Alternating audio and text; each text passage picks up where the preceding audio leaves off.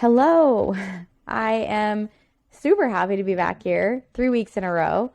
I am, as you can see, hoping to continue to do this weekly because I really love this medium for learning and listening myself, as well as doing it because it allows me to have a long form communication and it allows you a variety of different ways to engage with it. So, as you can see, I do this via video. If you want to watch it on YouTube, that's an option.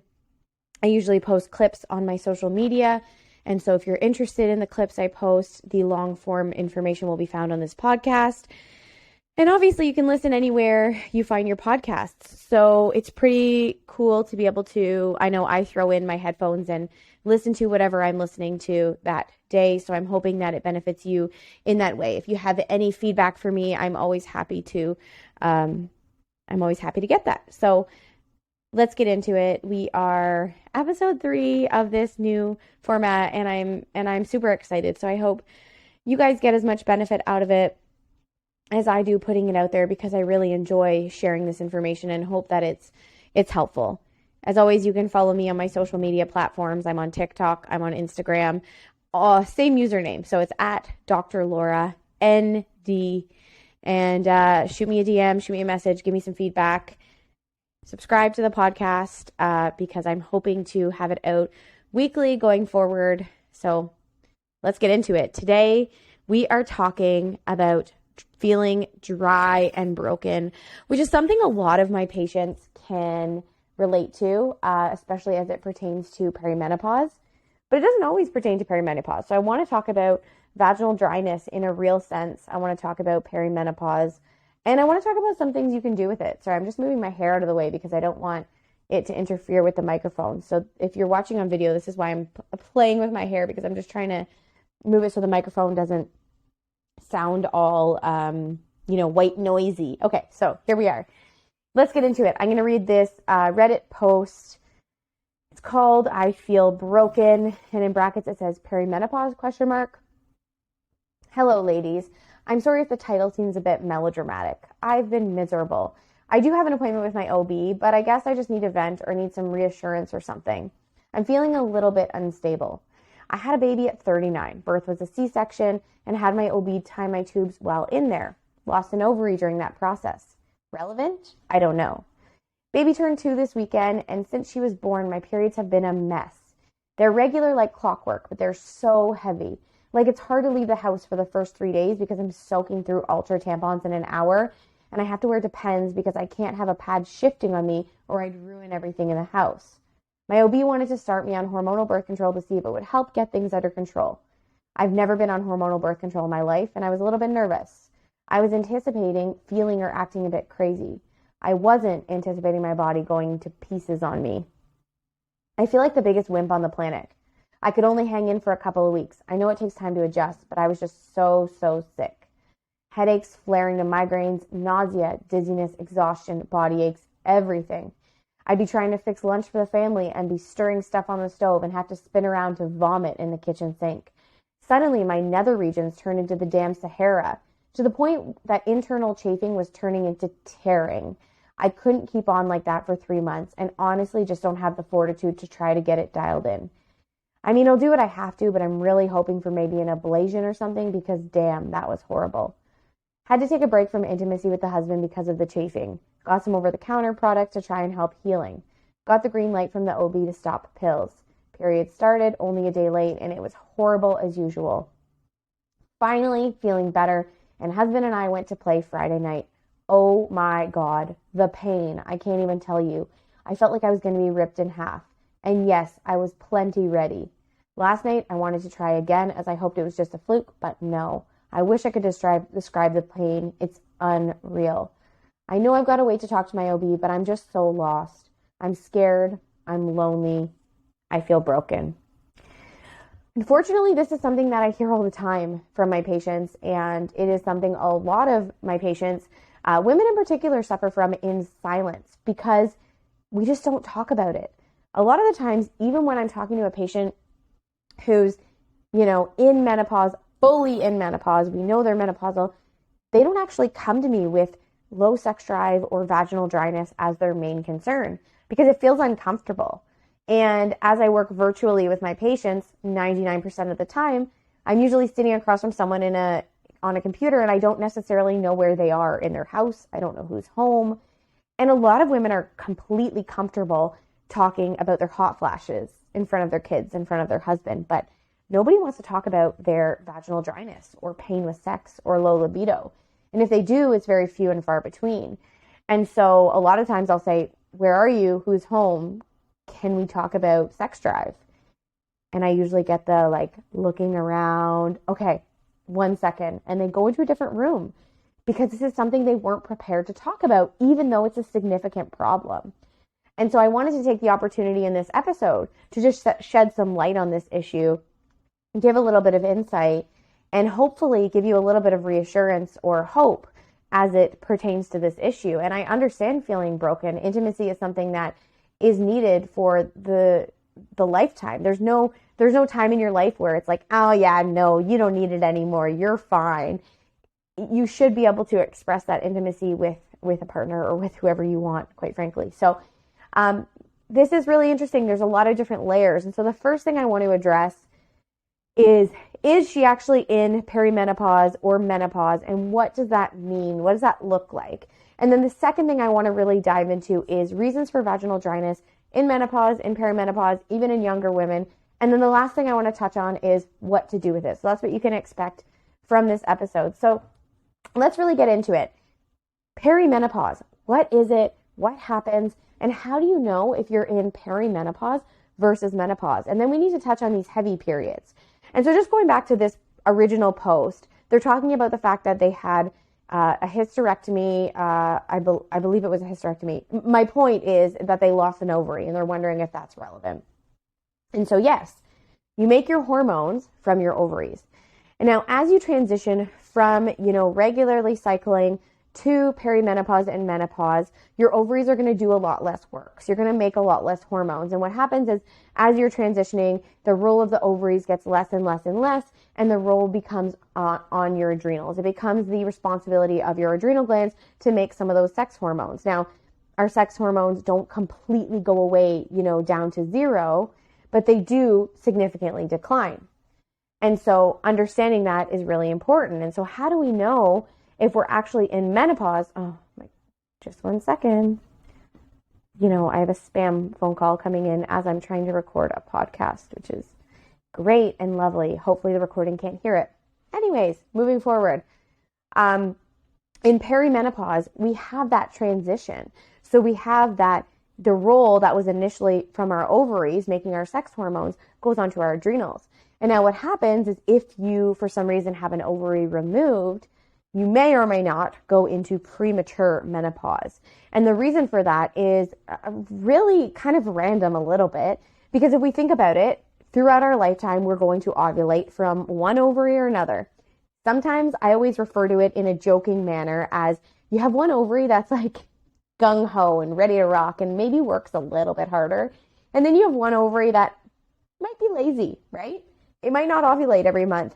Maybe you ovulate every other month from one ovary and every other month from another one. It's really hard to say what's going to happen, but you have one egg that comes from one or another. And some people tend to ovulate from maybe their left more often than their right. So let's just say throughout whatever procedure, you end up having to lose your left ovary. Well, that's not good news because wait, your right was a little bit lazy.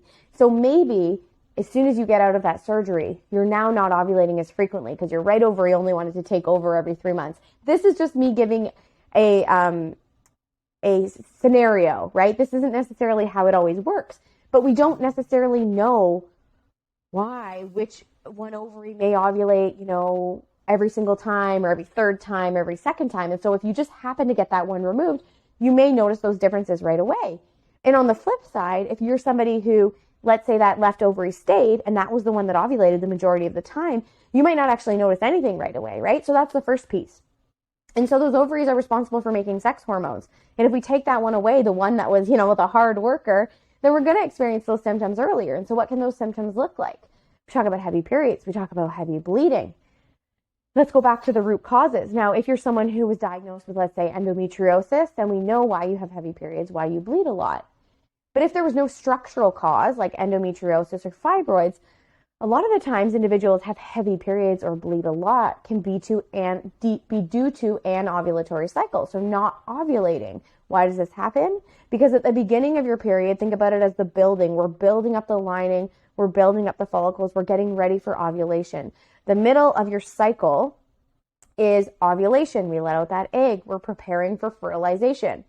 And then what happens is that egg is waiting to be fertilized and it creates a corpus luteum. The corpus luteum makes progesterone. That progesterone is a progest hormone waiting for this fertilization. When that doesn't happen, progesterone goes down, estrogen goes down, we have a bleed, it starts all over. So what happens when we don't ovulate? When we don't ovulate, we're not making that progesterone to oppose that estrogen. And so a lot of times we can either A, make a lining that is pretty thick, and B, we can have some breakthrough bleeding as a result because there's unopposed estrogen. And so really it depends on the person, but when you don't ovulate, you're more likely to have heavy periods, painful periods, PMS, worse acne, breast tenderness, that sort of thing. That's all a part of that estrogen dominant picture. And so in perimenopause, we have this happening randomly. And what happens if we took away her ovary that was, like I said, working harder, she might have more cycles where she's bleeding heavily as a result of not ovulating. Now, there's lots of other reasons for having heavy periods, but this is one of the things I see in perimenopause. The other thing that's interesting is a lot of women tend to be iron deficient, and I've spoke about this in the last podcast episode. So take a look, check it out. But a lot of women tend to be iron deficient, and the fact of being iron deficient can actually cause your periods to be heavy. So I know a lot of people say, well, I take iron because I'm iron deficient because I have heavy periods. But the catch-22 on that is that an iron deficiency can actually cause heavy periods.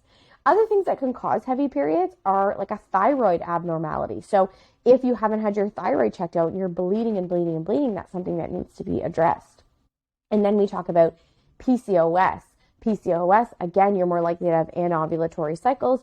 You're also more likely to have blood sugar imbalances, and blood sugar imbalances can impact your cycle as well. But if you don't have an ovulation, then you're more likely to have that heavy period. And so this is what we see a lot of the time. And so this person, and you know what? I'm going back to, I said there was a hysterectomy, but then I remember her saying that she wanted an ablation. So there was no hysterectomy. It was a C-section with tubes tied, and she lost an ovary. So I will just correct myself there.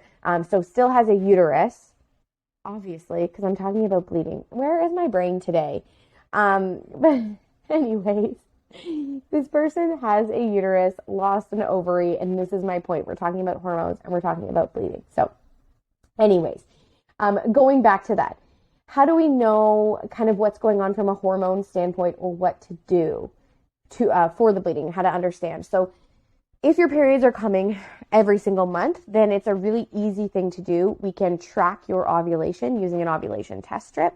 And then 7 to 10 days after that positive strip, we do a progesterone test. So we do that in blood. There is a company called Prove that will do it in urine. So you can do it at home and it's super easy. And you would test if your progesterone is positive. If your progesterone is high enough, that will confirm that you actually ovulated. And so that gives us a really good gauge of whether or not you ovulated that month. Because just kind of going back to that, remember, luteinizing hormone, LH strips, ovulation test strips are just a predictor, and then progesterone will confirm that. So making sure that we're actually, testing at the right time, 7 days after a positive LH. Then we would test progesterone to confirm whether or not you're ovulating. And typically in these patients, I will do on that date, usually it's day 21 or 7 days after ovulation. And I will also run an estrogen, a progesterone, a testosterone. Usually I'll do, a thyroid panel, add in some fasting insulin, just to get a greater idea of other things that could be going on. And if you're making enough estrogen and progesterone to see. So that is one way to check. Another thing to measure can be your FSH, or your follicle stimulating hormone. Why do we do that? Because when your follicle stimulating hormone gets too high, that indicates you're in menopause. So if you're like, well, I think I'm in menopause, but I'm not sure, an FSH can tell us that, because if it's over 27, I'm here in Ontario, but if it's over 27, then that will indicate that you are in menopause. And then we can take those steps, because now we understand that you aren't expected to ovulate anymore, right? And just to differentiate between perimenopause and menopause, you can be in perimenopause for a really long time. You can be in perimenopause for years. And so understanding when that change happens. So what'll happen is menopause is when you haven't had a period for 1 year.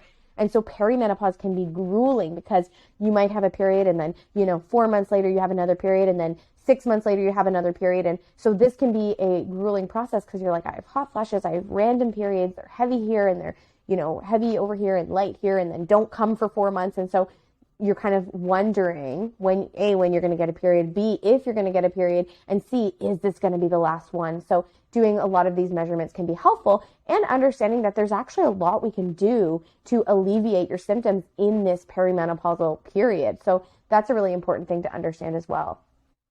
All right, let's get into reasons for vaginal dryness in menopause and perimenopause, as well as in younger individuals. The first thing to understand is that shifting levels of hormones, so specifically estrogen, during that menopause transition actually produces changes in a woman's body. Both the vagina and the external female genitalia are affected. So the vulva, I've talked about this before in the other episode, 10 things you need to know about your vagina, or your hoo-ha, as the name would describe. I like to say vagina, but I was just trying to, be a little bit cheeky for the title. But both the vagina and the vulva, which is the external female genitals, are affected. And so estrogen plays a huge role. During perimenopause and menopause, we can get something called vulvovaginal atrophy. So during this time shift, less estrogen can actually cause the tissues of the vulva and the lining of the vagina to become thinner, drier, less elastic or flexible. And in this, vaginal secretions are also reduced. This results in reduced lubrication. Reduced level of estrogen also results in an increase in vaginal pH. And if you go back to my vagina episode, you'll understand why this is such a problem. Vaginal pH is really critical to protecting the vagina and to protecting the barrier. And so when the vagina becomes less acidic, you're more likely to get infections and things like that. But also we have this estrogen deficiency that causes an increased pH, which can predispose to mechanical weakness as well as infections. And then we go into, I spoke a little bit about the microbiome of the vagina in our vagina episode. And so if you want to learn more about that, head there.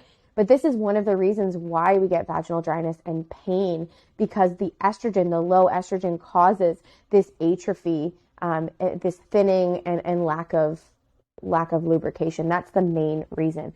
But let's talk about how it can be impacted in younger women as well, because we know the main cause in menopause. Let's talk about the main causes in younger women. So the first thing is external things that we put in our vagina. So douching and other irritants. Again, I talked about this in the last episode, talking about soaps, lotions, perfumes, and douches. They all disrupt our natural pH. They disrupt our microbiome, and this can lead to dryness. Cigarette smoking. It's one of the things that all women should never do, because cigarette smoking can cause a decline in estrogen levels regardless of age, and can actually predispose to vaginal dryness. When we talk about postpartum, because this person is talking, now they have a 2-year-old, but again, they've also had an ovary removed. So there's a lot of factors here, but postpartum hormonal changes and lactation. In postpartum, we have a decline in estrogen. This accompanies the loss of the placental estrogen.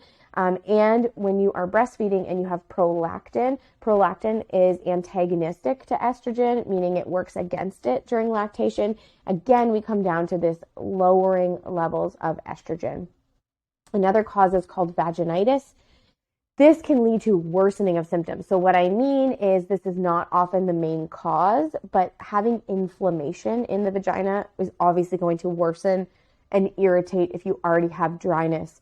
So think about it. If you are already having a declining estrogen level, you pair that with a change in the pH because of a decline in estrogen, And then on top of that, you're like, okay, well, now I have a yeast infection. And then that worsens dryness and worsens pain and everything else.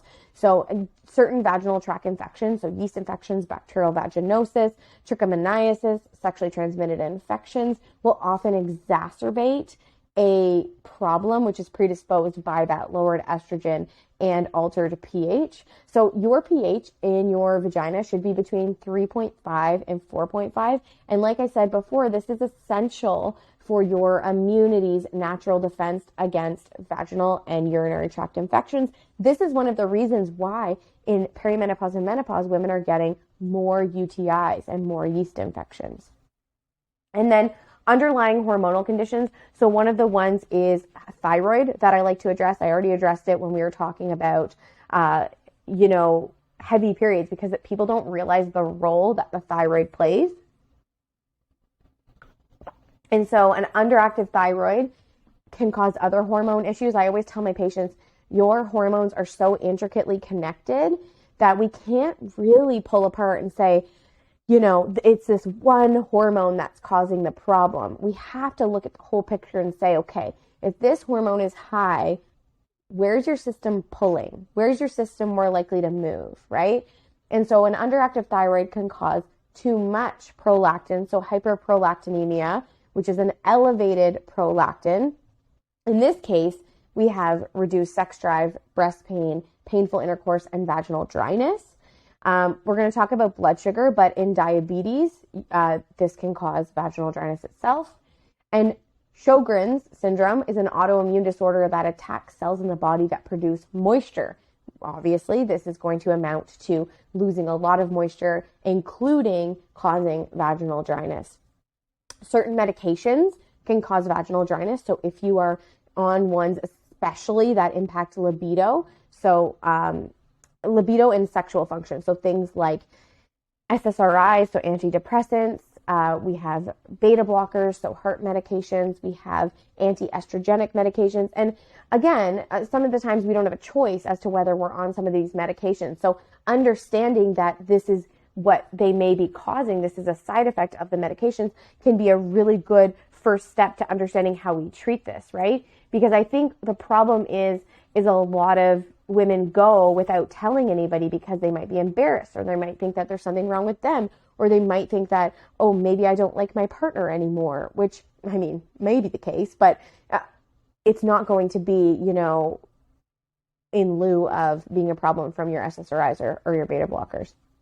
Again, certain fertility medications like Provera or Lupron, or other medications used to treat fibroids or endometriosis can impact your hormones in a way that causes vaginal dryness. So it's really important that we take the opportunity to say, I suffer from vaginal dryness and I'm not in menopause, and I thought, something was wrong with me. But now I know that I was taking XYZ medication, and now I know that I should talk to my doctor, talk to my naturopathic doctor about how to mitigate the root cause, how to treat this side effect that I'm experiencing. And on that medication piece, a lot of people don't actually look at the birth control pill as a medication. And so the birth control pill can be associated with vaginal dryness. Studies have actually shown that between 3 and 5% of women on low-dose birth control pills experience vaginal dryness. This is interesting because I always talk about, how do they choose birth control pills? How do they choose hormonal contraception for you? Your doctor will take the lowest effective dose. So the idea is to use a low dose because obviously the lower the better. We don't want you on a whole ton of hormones when you don't have to be. We want the lowest effective dose, and that's seen as the safest. But the lower the dose, again, you have to understand the mechanism of action of birth control is turning off your ovulation. And so you aren't making your own hormones. Your body is now depending on this synthetic source of hormones to run the show. And so if you're just on a low dose, this can actually increase the risk of having vaginal dryness. In one study, the proportion of women who reported vaginal dryness after 3 menstrual cycles as a result of the pill varied between 12.7% and 30.4% of the participants. This variance depended on dosage. The pills with the lowest synthetic estrogen had the highest reports of vaginal dryness. So it's interesting because you're in this like catch-22. The lowest dose of estrogen is likely the safest in all other aspects, but the lowest impact of, or the lowest dose of estrogen can increase the risk of side effects like vaginal dryness. And so what is the lesser of two evils? Obviously, if you're trying to avoid things like clots, you're like, well, I guess I'll take the vaginal dryness, but why is that the bar? Why is that where we're setting the bar, that we have to, women always have to go with, well, what's the worst thing we can do? Like, what's the best thing we can do of the worst, the lesser of two evils? I can only imagine if men created this, and they were like, well, the side effect is, low sex drive, but this is the one that reduces the risk of XYZ. They wouldn't choose it. They would say, no, back to the drawing board. We need a new medication.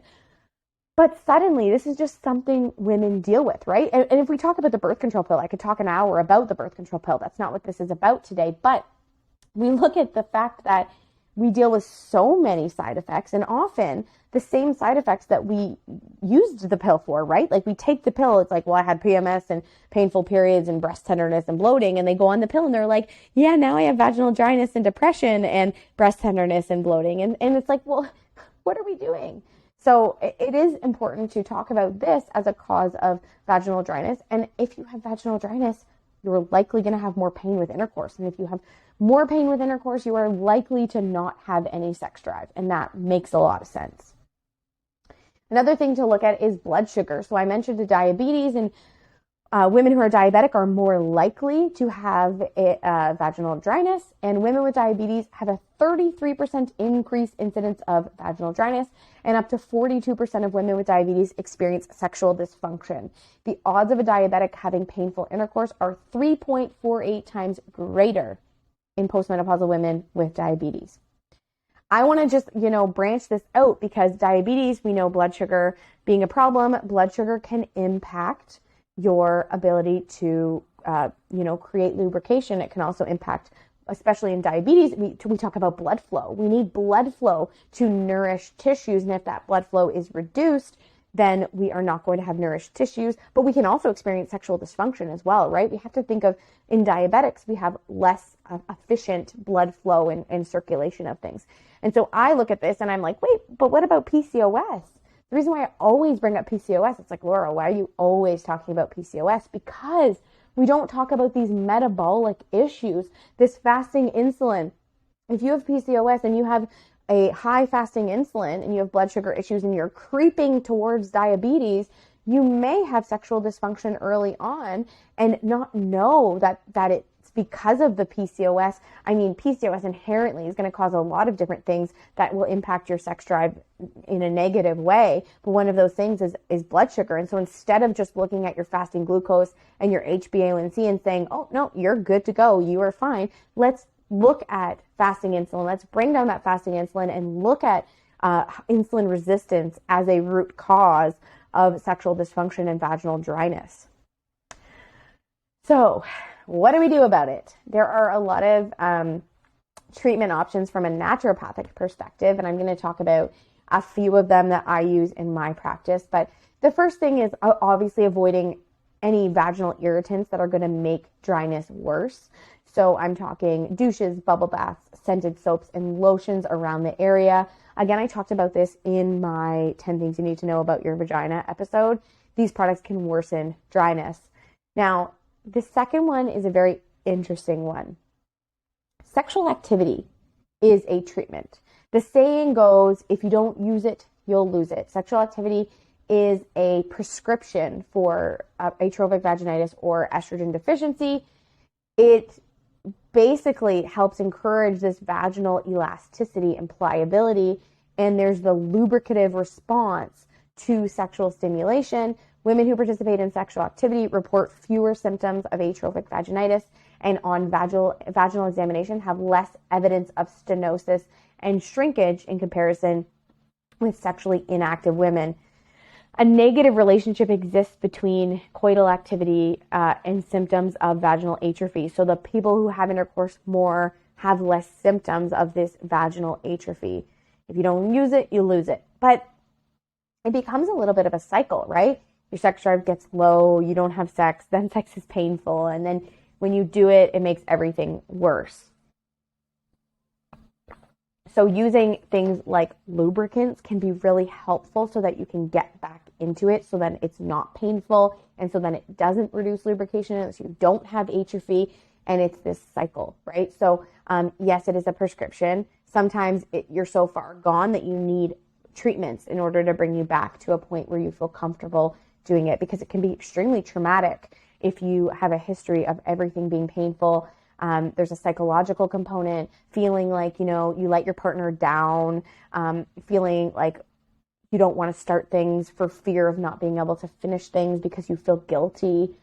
There's a lot of emotions that go along with it. And so if you feel like that's part of your picture, it might be worthwhile to work with a therapist through those feelings and through that communication with your partner to make sure that the lines of communication are open and things are comfortable for you to do so. Okay, next one is sea buckthorn oil orally. Why does this work? Because it is rich in fatty acids. This triggers mucous membranes to keep from dehydrating. This is something I'll use in Sjogren's a lot because they have mucous membrane issues in general. And it's interesting because the positive effects found in research from the sea buckthorn oil were not specifically from increased circulating estrogen, but the ability of the sea buckthorn oil to actually lubricate by adding in fatty acids. Vitamin E can be used topically or internally. I will give a word of caution though.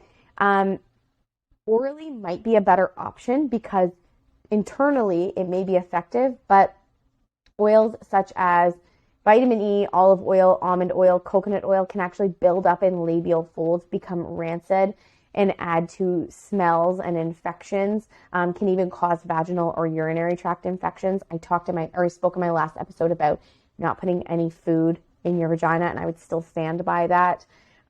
Also, vitamin E can stain your sheets and break down latex, condoms, so just be aware of that. I would probably take it orally instead, but it has been shown to be an alternative to vaginal estrogen in relieving symptoms of vaginal atrophy in postmenopausal women. If you're looking for a non-hormonal way to increase lubrication, speak to your naturopathic doctor about incorporating vitamin E. Herbs include chasteberry, chaste tree, vitex. It goes by a few different names, but it's been shown to normalize sex hormones, can alleviate many symptoms of menopause, including that mood piece, that irritability. So if you're like, yeah, I have vaginal dryness, but I also have this irritability, Vitex might be a good option. Black cohosh has been seen in research to reduce vaginal dryness, but it took about 6 to 8 weeks. So you have to really be patient and you have to be persistent. Soy is a really great option, obviously non-GMO organic, but increasing your intake of whole soy foods, 2 to 3 servings a day. The goal is to get about 50 to 150 milligrams of isoflavones a day. Again, you wouldn't notice results for a number of weeks. So it's about creating a plan. And this is what I always say to my patients. If you are treating something, because I'm always treating hormones, and hormones take like 3 months to see a difference. And so if you start with something, you have to then be consistent and persistent that you're going to do it for at least 12 weeks. Now, what happens if you've really, overshot and you've chosen the wrong protocol because you haven't really figured out the root cause? Well, now you're in trouble because you're going to do something for 12 weeks and you're not actually going to get any benefit after 12 weeks. You're going to waste time and you're going to waste money. So it is important before you say, I'm just going to do this or I'm just going to take this, that you consider that time and you look at, okay, I need to make sure I'm treating the right thing so that if it doesn't work, we know why, or the practitioner that I'm working with knows why, so we can navigate and re-step in the right direction here. Flaxseed is really great. I love adding flaxseed, 2 tablespoons a day in all my postmenopausal patients because it is a good food source of phytoestrogen. It's going to help balance your estrogens really well and can help with hot flashes and things like that. So based on the literature, flax seeds have shown a beneficial effect on hot flash frequency and intensity, and they have helped. I mean, it was in combination with a few other things, but was helpful on alleviating vaginal atrophy, which is really cool because it is a food. It's a great source of fiber and omega-3s. And so I always say adding in that healthy fatty acids and other foods rich in omega-3s can be really helpful when we look at it from a mucous membrane perspective. Fennel was something that was looked at in research. They looked at a vaginal fennel ethanol extract cream. So it was fennel compounded in a cream, and this showed improvement of vaginal atrophy and sexual functions in menopause due to its estrogenic effects. And then something I love to do is bioidentical hormones. So typically I will do them topical on the skin, but you can actually get a compounded vaginal suppository of estrogen. So you would use a specific form of estrogen, estriol cream, and this can be really helpful. Progesterone cream, though, don't sleep on it because it can act as an estrogen modulator. I think a lot of people think, oh, estrogen deficiency, I have to add in estrogen, but progesterone actually helps the receptors. It helps prepare for estrogen. I always talk about how estrogen and progesterone work together. So progesterone cream can act as an estrogen modulator. And so if this patient would benefit from progesterone and maybe a little bit of estrogen, depending on the case, this is a really good combo. You could do a progesterone estrogen combo. But like I said, estriol cream can be compounded for vaginal use. And it is seen to not be proliferative on estrogen sensitive tissue. So it seemed to be actually protective, no increased risk for ovarian, uterine, or breast cancer. And some research shows that it can be actually protective. And so talking to your practitioner, you can actually get this and dose it appropriately. Vaginal moisturizers are available typically, over the counter at a health food store or at a pharmacy, and they're formulated so that the vaginal tissues can retain moisture more effectively.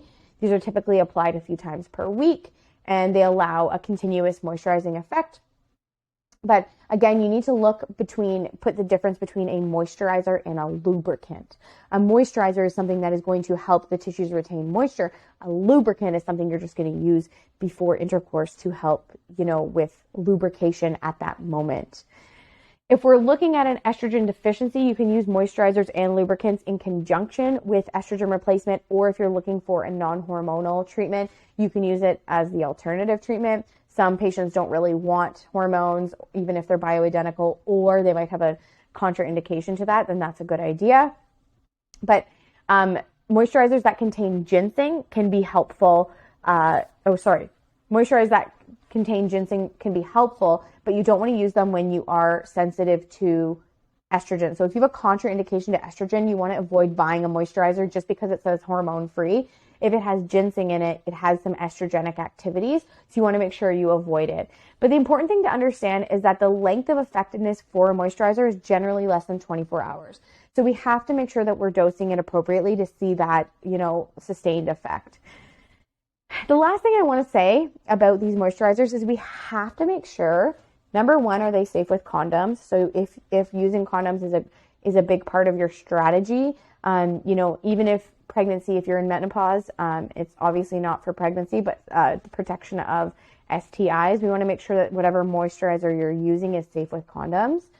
And then I like to give this resource to all of my patients, the Environmental Working Group Skin Deep database. You can Google it, but basically you're going to search the product that you're looking for, and they will be ranked from 1 to 10 based on their safety. They're going to go through all of the ingredients with you and talk through whether or not things are safe, whether or not they are going to be endocrine disrupting, whether or not, you should watch out for this chemical, and it tells you why. And so it can help you choose a better product, because just because it's going to be, a good moisturizer, it works, and it doesn't disrupt, condoms, doesn't necessarily mean that it's going to not have parabens in it per se. So it's important to really look at these ingredients and then weigh your risks and benefits. And other things we look at is reducing stress, focusing on adequate sleep, adequate hydration. This goes for fertility as well. I think we underestimate the benefit of water.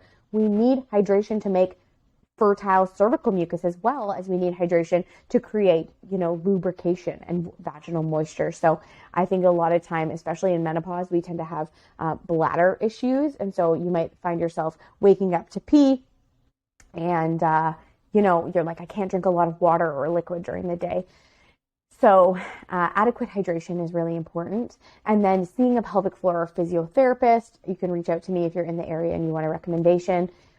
Yoga, so pelvic floor exercises that you can do with your practitioner or at home, and yoga can be helpful as well. So that's wrapping up our episode on dryness and feeling broken. And I'm hoping that this has allowed to give you some hope if this is something you're struggling with. Like I said, as always, you can find me on social at Dr. Laura ND on TikTok and Instagram. And I will see you next week. Bye.